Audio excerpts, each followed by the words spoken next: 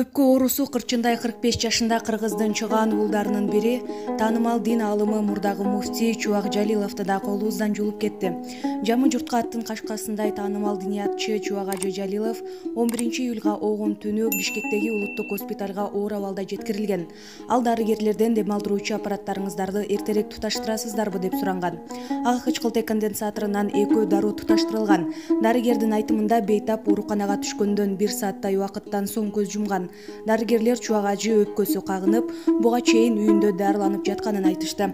Булак Багыт Кейже.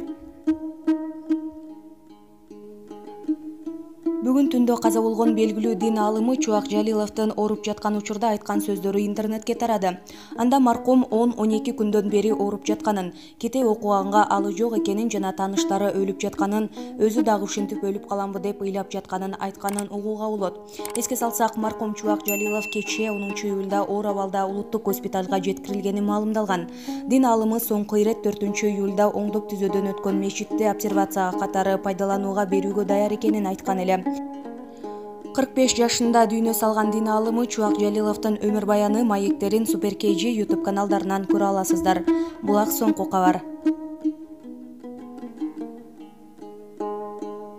Абдушукур Нарматов кыргыз элине кайрат айтып, маркум Чубак устаз менен сүйлөшкөн акыркы сөзүн социалдык баракчасына жазды.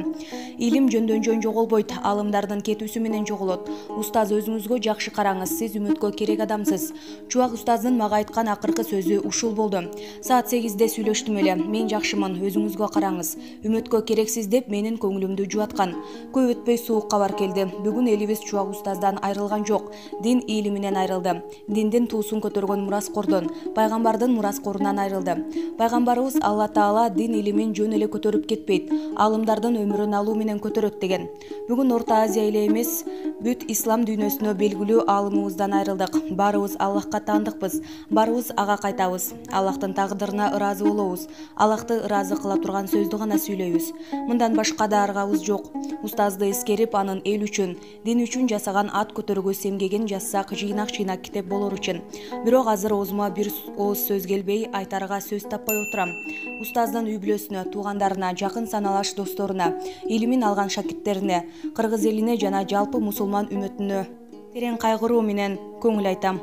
Аалым кетсе, анын орду бош калат. Канча күн чыгып, канча күн батпасын, ал боштукта болбойт. Кылымда бир жаралган аалымыбыздан барар жери бейиш болсун. Аалым кетсе, анын орду бош калат. Канча күн чыгып, канча күн батпасын, ал боштукта болбойт. Кылымда бир жаралган аалымыбыздын барар жери бейиш болсун. Аллах Таалам билип билбей кетирген күнөөлөрүн кечирсин. Устазыбыздын жайдары жүзү, уккан жанда бир жылмаюуга аргасыз кылган куйкум сөздөрү, жүрөк түпкүрүнө барып жагышкан орундуу сабактары ар дайым элесибизде сакталат. Кайрат кыл, кыргыз элим. Жамандыктын арты ушул болсун, деди Абдушукур Нурматов. Булак Чындык KG.